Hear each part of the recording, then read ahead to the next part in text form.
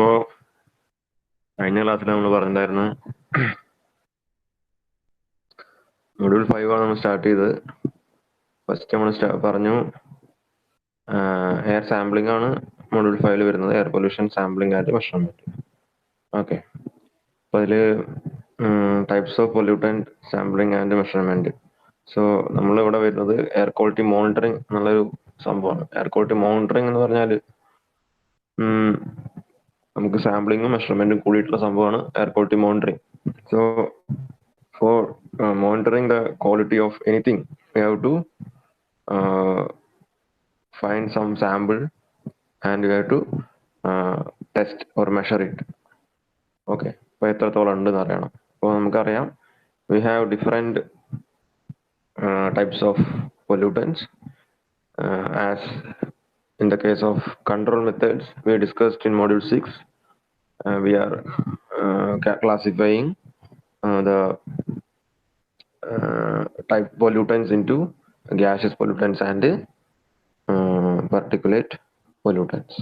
Okay, so we have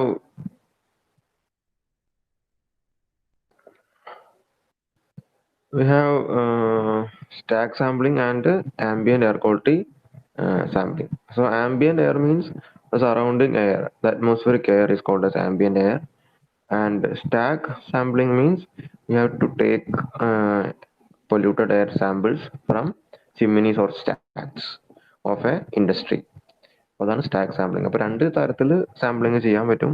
അത് it is based on the requirement. നമുക്കറിയാം ഒരു particular സിറ്റിയിൽ എത്രത്തോളം പൊല്യൂഷൻ ഉണ്ട് എന്ന് അറിയണമെങ്കിൽ to take ambient air quality. So Delhi അല്ലെങ്കിൽ ബാംഗ്ലൂർ, അപ്പോൾ അവിടെയൊക്കെ എത്രത്തോളം പൊല്യൂട്ടൻസ് ഉണ്ട് എന്ന് അറിയണമെങ്കിൽ to take ambient air quality.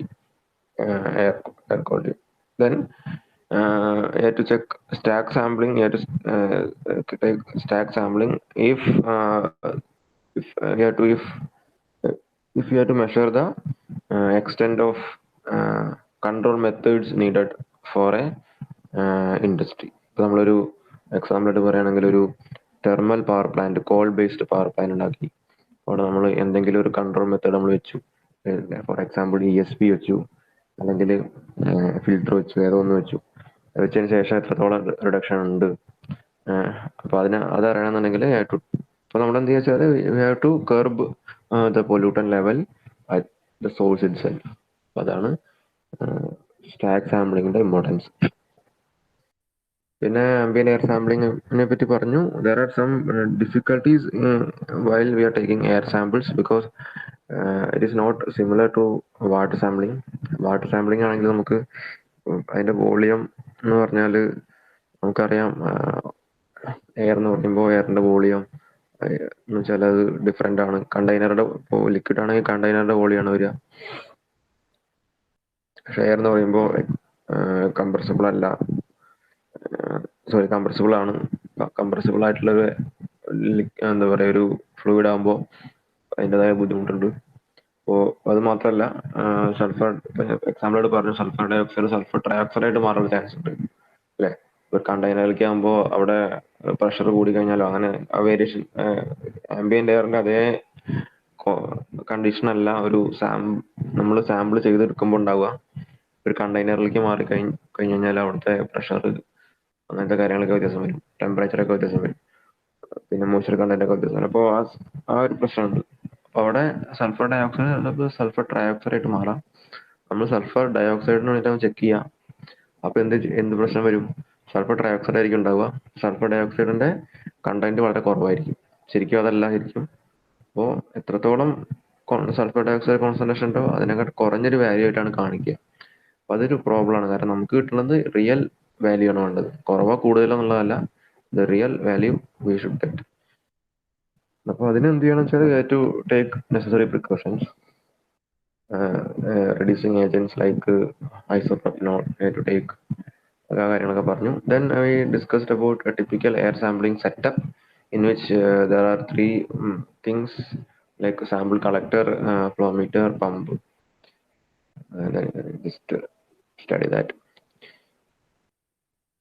Then we discussed about the collection of gaseous air pollutants. So gaseous air pollutants ആണ് നമ്മൾ ഡിസ്കസ് ചെയ്യുന്ന ആദ്യം. നമ്മൾ ഗ്യാഷ്യസ് കൺട്രോൾ മെത്തേഡ്സ് എന്ന് പറയുന്നത് അഡ്സോർപ്ഷൻ, അബ്സോർപ്ഷൻ അല്ലെങ്കിൽ തെർമൽ മെത്തേഡ്സ്. ഇവിടെ നമ്മൾ പറയുന്നത് കളക്ഷൻ സാമ്പിളിങ്ങിന്റെ കേസിൽ grab sampling, absorption in liquid, adsorption on A solid material and freeze out sampling. അപ്പോൾ ഈ 4 മെത്തേഡാണ് കോമൺ ആയിട്ട് ഉപയോഗിക്കുന്നത്. അതിൽ ഏറ്റവും കോമൺ ആയിട്ട് ഉപയോഗിക്കുന്ന മെത്തേഡ് പറഞ്ഞാൽ അബ്സോർപ്ഷൻ ഇൻ ലിക്വിഡ് ആണ്. അബ്സോർപ്ഷൻ ഒക്കെ ഉപയോഗിക്കുകയാണെങ്കിൽ അത് ഡീസോർബ് ചെയ്യണം. അപ്പോൾ അത് പ്രോപ്പർ ആവണം, അതിന് നല്ല എഫിഷ്യൻസിയോടെ ഡീസോർബ് ചെയ്യാൻ പറ്റണം. അപ്പോൾ അതിൻ്റെ പ്രശ്നങ്ങളുണ്ട്. അപ്പോൾ ഏറ്റവും എഫിഷ്യൻസി അല്ലെങ്കിൽ ഏറ്റവും കോസ്റ്റ് എഫക്റ്റീവായിട്ട് നമുക്ക് ചെയ്യാൻ പറ്റുന്നത് അബ്സോർപ്ഷൻ മെത്തേഡാണ്. So it is more preferred. Grab sampling എന്ന് പറയുമ്പോൾ it is we are not using any additional forces or medium. We are only taking the sampling in a bulk form, in a flask or an inflatable bag.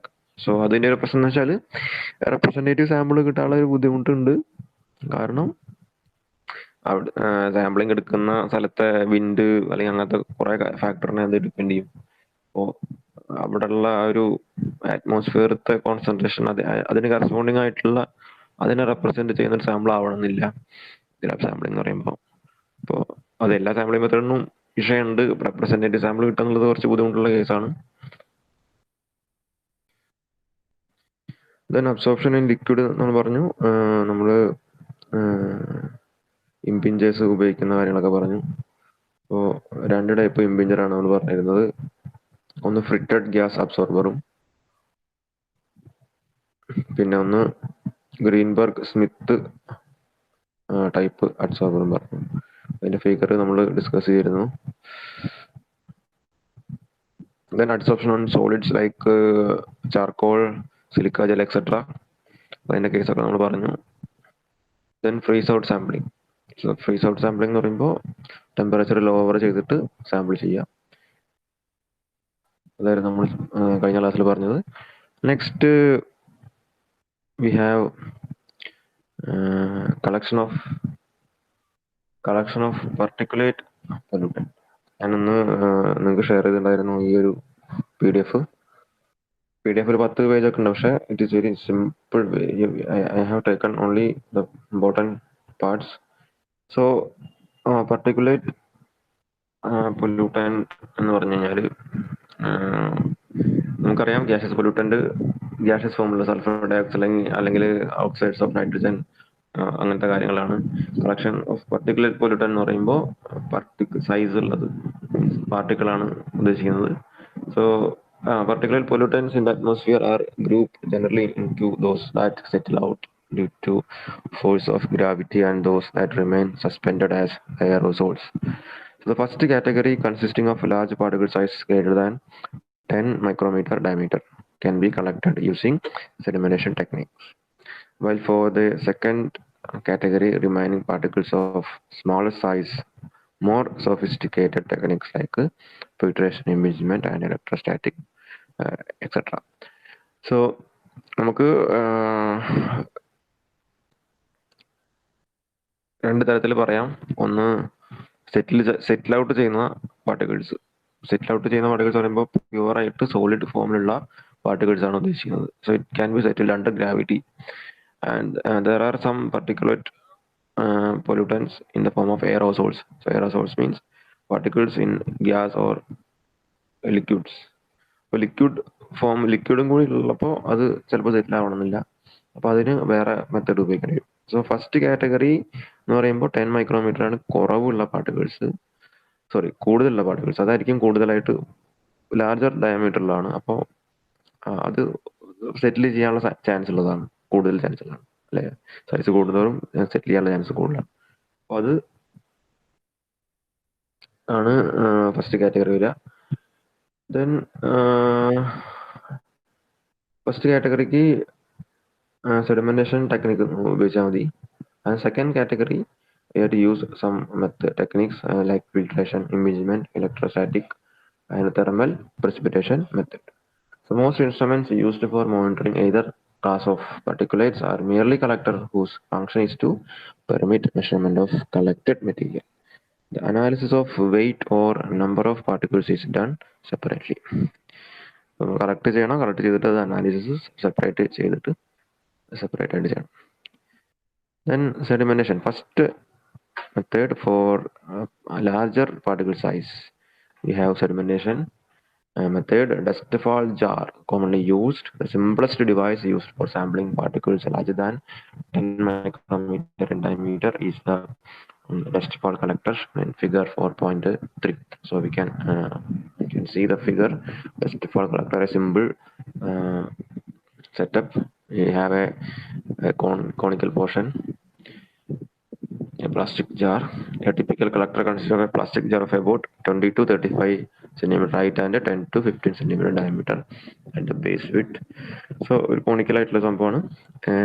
Slight inward tapering of the walls from top to bottom. A holder is provided to ensure safe and upright positioning of the collector. So ഒരു holder ഉണ്ട്. The sample is deposited over the period of 1 month, and the material is dried and weighed. So നമ്മൾ അതിൽ just ഇങ്ങനെ വെക്കുകയാണ്, correct ഒരു പൊസിഷനിൽ ഇങ്ങനെ വെച്ചിട്ട് ഒരു 30 ദിവസത്തിന് ശേഷം നമ്മൾ നോക്കും. Since dust particles larger than 10 micrometer are seldom carried for distances in excess of 1 kilometer, dust fall stations must be closely spaced for any meaningful data. അപ്പോൾ നമ്മൾ ഒരു ഡസ്റ്റ് ഫാൾ കളക്ടർ വെച്ചാൽ പോരാ, പല പല സ്റ്റേഷൻസ്, ഒരു സ്റ്റേഷൻ തന്നെ കുറെ ഡസ്റ്റ് ഫാൾ കളക്ടർ വെക്കേണ്ടി വരും. അതിന്റെ സ്പേസിങ് തൊട്ടടുത്തടുത്തായിട്ട് തന്നെ വെക്കേണ്ടി വരും. എന്നാണ് കൂടുതൽ നല്ലൊരു ഡാറ്റ നമുക്ക് കിട്ടുള്ളൂ. This method is simple and inexpensive and require no electric power or moving parts. So അത് വെറുതെ ഒരു സെറ്റപ്പാണ്. മീൻസ് ജസ്റ്റ് ഒരു എക്സ്ട്രാ ഫോഴ്സ് ഉപയോഗിക്കുന്നില്ല, എക്സ്ട്രാ പവർ ഉപയോഗിക്കുന്നില്ല, മൂവിങ് പാർട്സ് ഇല്ല. അപ്പോൾ so automatically the method lacks precision and is selective and usually non-repeatable. ഇതിന്റെ ഒരു പ്രശ്നം വെച്ചാൽ എയർ സാമ്പിൾ ഒരു വിഷയമാണ്, റെപ്രസെന്റേറ്റീവ് സാമ്പിൾ കിട്ടാനുള്ള ബുദ്ധിമുട്ടാണ്. അപ്പോൾ ഇതിൽ കൂടുതൽ ബുദ്ധിമുട്ടാണ്.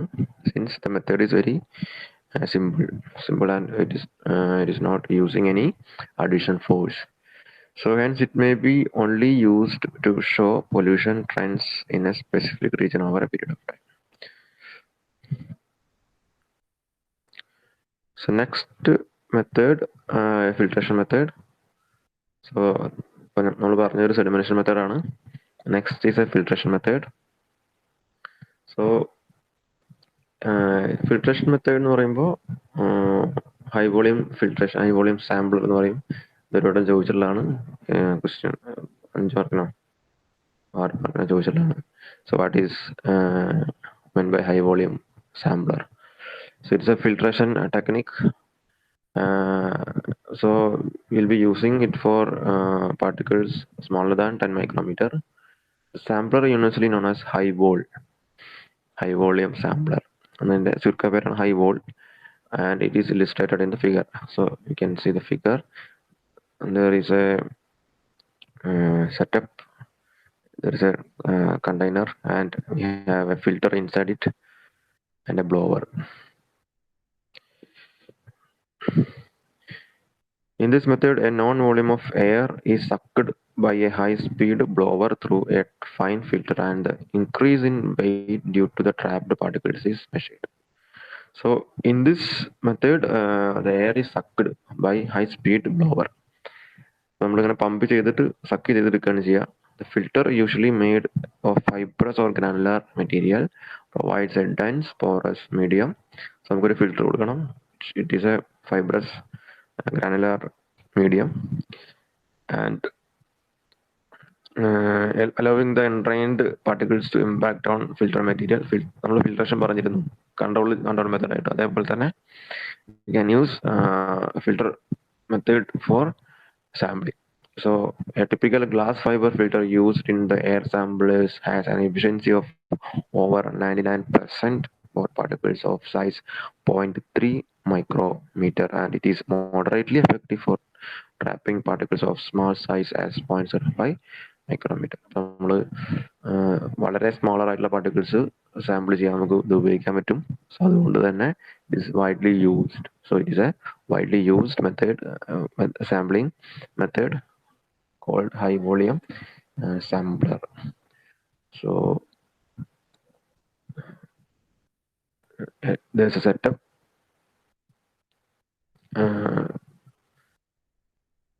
ഒരു സിലിണ്ടറിക്കൽ ഒരു കണ്ടെയ്നർ ഉണ്ട്.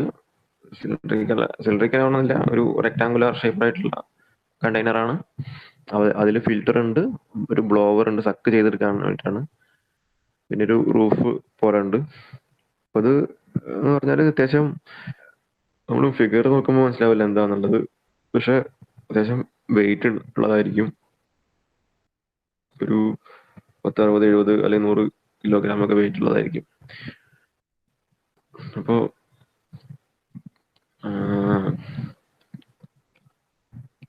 ഒരു സാധാരണ അത് ഒരു ഹൈറ്റ് നമ്മുടെ ഒരു മീറ്റർ ഹൈറ്റിലൊക്കെ ആണ് സാധാരണ ഒരു ഹൈ വോളിയം സാമ്പിളർ കാണാറ്.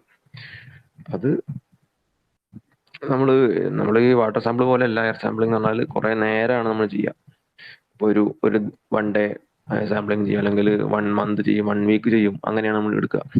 എന്നിട്ട് ആവറേജ് എടുക്കുക ചെയ്യുക. അപ്പൊ നമ്മൾ അതിന്റെ ഒരു എക്സാമ്പിൾ ആയിട്ട് കൊടുത്തിട്ടുണ്ട്. Sampling time is generally 24 hours. ഇപ്പൊ ഇതിന്റെ കേസിൽ 24 hour ആണ് നമ്മൾ സാമ്പിളിംഗ് ടൈം ആയിട്ട് എടുക്കുക. ഇപ്പോൾ രാവിലെ തുടങ്ങിയിട്ട് രാവിലെ 6 മണിക്ക് തുടങ്ങിയാൽ പിറ്റേ ദിവസം 6 മണി വരെ continuous. And during this time, over 2000 meter cube of air is sucked through the filter. The analysis is gravimetric and particulate level is generally expressed in terms of microgram per meter. അപ്പോൾ analysis gravimetric എന്ന് പറഞ്ഞാൽ ഒന്നുമില്ല, wait എടുക്കുക. Wait എടുത്തിട്ട് അതിന്റെ wait per metre cube വോളിയത്തിൽ പറയുക. അതാണ് ശരിക്കും കോൺസെൻട്രേഷൻ. എന്ന് വെച്ചാൽ total wait per volume, unit volume, അതാണ് കോൺസെൻട്രേഷൻ പറഞ്ഞത്. Okay, so based on typical results of such sampling, the following example would illustrate the calculation. So ഒരു എക്സാമ്പിൾ ആയിട്ട് പറഞ്ഞിരിക്കുകയാണ്. So airflow through clean filter is 1.7 meter cube per minute. ഒരു മിനിറ്റിൽ 1.7 meter cube ആണ് air flow വരുന്നത്. Air flow through the filter at the end of this test 1.4 meter cube per minute. അപ്പൊ നമുക്കറിയാം filter ആകുമ്പോൾ കുറെ കഴിഞ്ഞാൽ അത് ക്ലോഗ് ചെയ്ത് അതിന്റെ എന്താ പറയാ പോർ സൈസ് കുറയും. പോർ സൈസ് കുറയുമ്പോൾ എയർ ഫ്ലോ കുറയും due to pressure drop developed. Pressure drop പറഞ്ഞൊന്നുമില്ല, പ്രഷർ എന്നുവെച്ചാൽ ഡ്യൂ ടു ദ ക്ലോഗിങ് എന്നുവെച്ചാൽ അതുകൊണ്ട് പ്രഷർ ഡ്രോപ്പ് സംഭവിക്കും. ഏത് ടൈപ്പ് ഫിൽറ്ററിന്റെ ഒരു പ്രശ്നമാണ്. സോ എൻഡിൽ 1.4 ആണ്. അപ്പൊ അതിന്റെ ഒരു ആവറേജ് എടുക്കുക. 1.7 plus 1.4/2, so 1.55 meter cube per minute. അപ്പൊ അങ്ങനെ നോക്കി കഴിഞ്ഞാൽ ഒരു ദിവസം 24 മണിക്കൂർ കൊണ്ട് എത്ര മീറ്റർ ക്യൂബ് വരുന്നുണ്ട്? അപ്പോൾ 1.55 ഇൻറ്റു 60, അപ്പോൾ ഒരു മണിക്കൂറായി, ഇൻറ്റു 24 ചെയ്ത് കഴിഞ്ഞാൽ ഇത്രയും വാല്യൂ കിട്ടും. ഓക്കെ, അപ്പൊ അത്രയും മീറ്റർ ക്യൂബ് വോളിയാണ് നമ്മൾ സാമ്പിൾ ചെയ്യുന്നത്. എല്ലാ എയറും നമുക്ക് എടുക്കേണ്ട ആവശ്യമില്ല, നമ്മൾ ഫിൽറ്റർ ചെയ്തെടുക്കുന്നേ ഉള്ളൂ. പാർട്ടിക്കിളാണ് നമ്മൾ കളക്ട് ചെയ്യുന്നുള്ളൂ, മറ്റത് നമ്മൾ പുറത്തേക്ക് വിടും. So weight of the clean filter. ഇപ്പോൾ ഫിൽറ്റർ 24 മണിക്കൂറിന് ശേഷം എന്ത് ചെയ്യണം വെച്ചിട്ട് ആദ്യം നമ്മൾ ഫിൽറ്ററിന്റെ വെയിറ്റ്, ഇനീഷ്യൽ വെയിറ്റ് എടുത്തിരിക്കണം ചെയ്യുന്നതിന് മുന്നേ. അതാണ് 5 gram. Weight of the filter after exposure. 24 മണിക്കൂർ സാമ്പിൾ ചെയ്തതിന് ശേഷം അത് എടുക്കുമ്പോൾ എത്ര വെയിറ്റ് ഉണ്ട്, അത് ആണ് 5.348 gram. സോ എത്ര വെയിറ്റ് ആണ് പാർട്ടിക്കിൾ, അതിന്റെ മൈനസ് എത്ര മതിയല്ലോ. ക്ലീൻ ഫിൽറ്റർ 5000 ആയിരുന്നു, 5 gram ആയിരുന്നു. ഫിൽറ്റർ ആഫ്റ്റർ എക്സ്പോഷർ പറയുമ്പോൾ അതിൽ പാർട്ടിക്കിൾസും കൂടി ഉണ്ടാവും. ഇപ്പോൾ 0.348 ആണ്, 0.348 gram ആണ് പാർട്ടിക്കിളിന്റെ വെയിറ്റ് വരിക. അപ്പോൾ 0.348 gram എത്ര മീറ്റർ ക്യൂബിലാണ്? 2232 മീറ്റർ ക്യൂബിലാണ്. അപ്പോൾ total weight by total volume ചെയ്യുക. 0.348 gram ആണ്. അതിനെ മൈക്രോഗ്രാം ആക്കാൻ നമ്മൾ എന്ത് ചെയ്തു? 10⁶ മൈക്രോഗ്രാം. പിന്നെ ബൈ വോളിയം. അപ്പോൾ നമുക്ക് കിട്ടി 156 മൈക്രോഗ്രാം പെർ മീറ്റർ ക്യൂബ്. അതാണ് പാർട്ടിക്കിളിന്റെ കോൺസെൻട്രേഷൻ. അപ്പോൾ അതാണ് ഹൈ വോളിയം സാമ്പിളർ, വളരെ ഇമ്പോർട്ടൻ്റ് ആണ് അത്. ഇതിൽ പറഞ്ഞിട്ടുള്ള രീതി എല്ലാ കാര്യങ്ങളും എല്ലാ പോയിന്റും പഠിക്കണം, ഫിഗറും പഠിക്കണം. Then next is a tape sampler. Another popular method of sampling particulate level of the atmosphere is the soil haze particle sampler. In this method, a known volume of air is passed through a paper tape, which is advanced in discrete time intervals from a supply reel to a take-up reel. During the sampling period, the tape is held stationary. The sampling time could be varied from as little as 10 minutes to 2 hour. 10 minute മുതൽ 2 hour വരെ sampling time നമുക്ക് ചെയ്യാം. The air is passed through the nozzle and the particulates are collected on the paper tape, forming a spot. Spots so obtained are evaluated by analyzing the amount of light that can be transmitted. നമ്മൾ ഒരു nozzle വഴിയാണ് air അതിലേക്ക് pump ചെയ്യുക, ടേപ്പിലേക്ക് pump ചെയ്യുക, paper ടേപ്പിലേക്ക് pump ചെയ്യുക. So pump ചെയ്യുമ്പോൾ ആ ടേപ്പിൽ പാർട്ടിക്കിൾസ് ഇങ്ങനെ പറ്റി പിടിച്ചിരിക്കും. Okay, then we are using light to pass through it. We are allowing the light to pass through it, and uh, we are noting down the transmittance എത്രയാണ് നോക്കുക. അപ്പോൾ T0 ZOH എന്ന് പറഞ്ഞാൽ കോഎഫിഷ്യന്റ് ഓഫ് ഹേസ് ആണ്. Okay, coefficient Hayes by 1000 feet is equal to log T0 by T into A by B into 10⁵ ആണ് വരിക. So measurement report ചെയ്യുന്ന ഒരു സ്റ്റാൻഡേർഡ് വാല്യൂ ആണ് ZOH by 1000 feet. ഓക്കെ, ഇതിൽ ആ വാല്യൂ കിട്ടണമെങ്കിൽ log T0 by T into A by B into 10⁵ ആണ്. ഇപ്പോൾ T0 പറഞ്ഞാൽ transmittance of the clean type. Clean type ആകുമ്പോൾ 100% ലൈറ്റും ട്രാൻസ്മിറ്റ് ചെയ്യും. ടി എന്ന് പറയുമ്പോൾ transmittance of the light transmitted through the spot. അപ്പോൾ ആ സ്പോട്ടിലൂടെ, ഏതെങ്കിലും ഒരു സ്പോട്ടിലൂടെ നമ്മൾ, മീൻസ് സ്പോട്ട് പറഞ്ഞാൽ നമ്മൾ ഈ എന്താ പറയുക, നോസിൽ വെച്ചിട്ട് നമ്മൾ ഈ എയർ സാമ്പിൾ പാസ് ചെയ്യുന്ന സ്പോട്ടാണ് ഉദ്ദേശിക്കുന്നത്. Then area of the spot in square feet, volume of the sample in cubic feet V. അത് ആ ഇക്വേഷനാണ് വരുന്നത്. അപ്പോൾ അതിൽ നമുക്ക് വരുന്ന പാരാമീറ്റേഴ്സ് പറഞ്ഞാൽ ട്രാൻസ്മിറ്റൻസ് ഒന്ന്, അത് ക്ലീൻ ടൈപ്പിറ്റേ വേണം. ആഫ്റ്റർ ദ ഇംപിഞ്ച്മെന്റ്, അത് ടേപ്പിൽ അത് പറ്റിപ്പിടിച്ചതിന് ശേഷം എത്ര ലൈറ്റ് ട്രാൻസ്മിറ്റൻസ് ഉണ്ട് അത് നോട്ട് ചെയ്യണം. പിന്നെ area of the spot in square feet വേണം. പിന്നെ volume of the sample in cubic feet. എല്ലാം ഫീറ്റിലാണ് വാല്യൂ വരുന്നത്. The coefficient of phase index is based upon optical property, and this method is quite different from the standard methods of representing the particulate mass concentration. And some guidelines are required for interpreting COH values in terms of the degree pollution. അപ്പോൾ ഇതിലൊരു പ്രശ്നം എന്ന് വെച്ചാൽ നമ്മൾ മറ്റേ കേസിലൊക്കെ microgram per metre cube ആ രീതിയിലാണ് നമ്മൾ പറയുക, വെയിറ്റ് വെച്ചിട്ടാണ് എടുക്കുന്നത്. പക്ഷെ ഇവിടെ നമ്മൾ ഉദ്ദേശിക്കുന്നത് ഒപ്റ്റിക്കൽ പ്രോപ്പർട്ടി, ലൈറ്റ് പെനിട്രേഷൻ എത്രത്തോളം ഉണ്ടാവുന്നുണ്ട് അതിന്റെ ബേസിലാണ് നമ്മൾ പറയുന്നത്.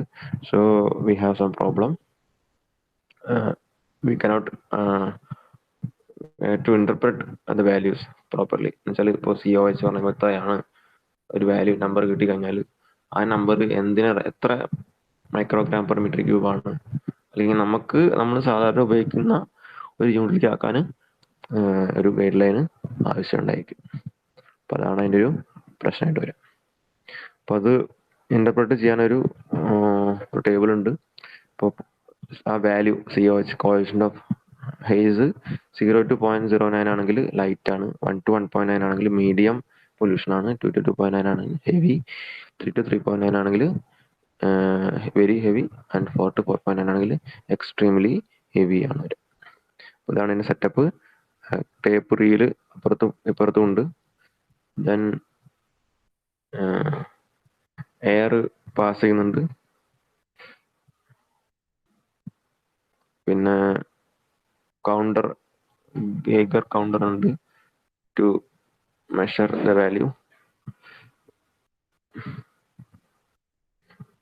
Then next method is impingement. So impingement we have discussed in the case of gaseous pollutants also. Absorption in liquid പറഞ്ഞു. അപ്പോൾ അതേപോലെ ഒരു മെത്തഡാണ് ഇമ്പിഞ്ച്മെന്റ് പറഞ്ഞാൽ. നമ്മൾ ഇമ്പിഞ്ചർ ഗ്യാഷ്യസ് പൊല്യൂട്ടന്റിന് ഉപയോഗിക്കും, നമുക്ക് ഇവിടെയും അത് ഉപയോഗിക്കാം. So in an imbinger the separation of particulates from air stream takes place by collision against a flat surface. അപ്പോൾ ഇമ്പിഞ്ച്മെന്റ് എന്ന് പറയുമ്പോൾ കൊളീഷൻ അഗെയിൻസ്റ്റ് എ മീഡിയം ആണ് ഉദ്ദേശിക്കുന്നത്. So wet impingement is used for collection of particulates in a liquid phase. ഇപ്പൊ liquid ഫേസിലേക്കാണ് നമ്മൾ collide ചെയ്യുന്നതെങ്കിൽ അതാണ് wet impingement. And as in the sampling, the air sample containing the particles impinged at high velocity on a flat immersed in a liquid. അപ്പോൾ ലിക്വിഡിലേക്കാണ് നമ്മൾ സാധാരണ നമ്മൾ ഇമ്പിഞ്ച് ചെയ്യുക. The gas breaks up into small bubbles and the particles are collected by change in the direction of gas flow and promoting their contact with the liquid. അപ്പോൾ ലിക്വിഡായിട്ട് contact ചെയ്തിട്ട് the particles are collected in the liquid. The green Berg-Smith type imbinger already discuss ചെയ്തു, കഴിഞ്ഞ ക്ലാസ്സിൽ പറഞ്ഞതാണ്, അതിന്റെ figure ഒക്കെ കാണിച്ചിരുന്നു. Absorption by liquid gases sampling മെത്തേഡിൽ വരുന്ന തന്നെയാണ്. ആ ടൈപ്പ് ഇമ്പിഞ്ചർ ഉപയോഗിച്ചിട്ട് can achieve 90-99% efficiency of particles greater than 1 micrometre. 1 micrometre മുകളിലുള്ള പാർട്ടിക്കിൾസ് 99% എഫിഷ്യൻസിയോടെ കളക്ട് ചെയ്യാൻ പറ്റും. Dry imbinger operate on the principle of impaction of dry surface on particle direction. So these impingers are not efficient as wet devices for collecting smaller particles. അപ്പോൾ dry impingers ഉപയോഗിക്കും, പക്ഷെ is not that much efficient as wet devices. However, they have the advantage of collecting the sample directly without the need of filtration or evaporation of the liquid. ഇപ്പോൾ ലിക്വിഡിലാണ് wet impingement ആണെങ്കിൽ to filter it and evaporate it to weigh the particle and the weight of the particle. So certain dry impingers called cascade impactors are designed for making particle size measurement. A typical cascade impactor consists of 5 to 10 collection stages in which the sample air is constrained to pass through a series of jets where pollutants particles are directed against collection surfaces. So അങ്ങനെ നമുക്ക് ഒരു കസ്കാഡ് impactor വേണമെങ്കിൽ കൊടുക്കാം. Dry method വേണ്ടിയിട്ട് ഒരു channel വെച്ചിട്ട് ഒരു series of jet pass ചെയ്യുന്നു. Then it is collected on A dry surface. Smaller particles having lower momentum are collected in later stages, where the jet velocities become progressively higher. അപ്പോൾ jet velocity ഒരു ഫാക്ടറാണ് dry ഇമ്പിഞ്ചർ ഉപയോഗിക്കുമ്പോൾ. So അതാണ് ഇതിനും ഒരു ഇത്. പക്ഷേ എഫിഷ്യൻസി മറ്റേ വെറ്റ് ഇമ്പിഞ്ചർ വെച്ചിട്ട് വളരെ ലോ ആണ്. In most cascade impactor a filter is placed after the last stage to collect any fine particles that might have passed through the impactor. Okay. The impactor are reported to be capable of sizing particles 0.2 micrometer. അപ്പോൾ കസ്കാഡ് impactor ഉപയോഗിക്കുകയാണെങ്കിൽ we can collect particles of size 0.2 micrometer with 100% efficiency. അപ്പോൾ അതൊരു കസ്കാഡ് impactor ആണ്. The next one, electrostatic precipitator. So air sampling can be, so I think we will take in the next class electrostatic sampling ഉണ്ട്, thermal precipitation. അപ്പോൾ നമ്മൾ ഇന്ന് discuss ചെയ്തത് collection of particulate pollutant ആണ്. അതിൽ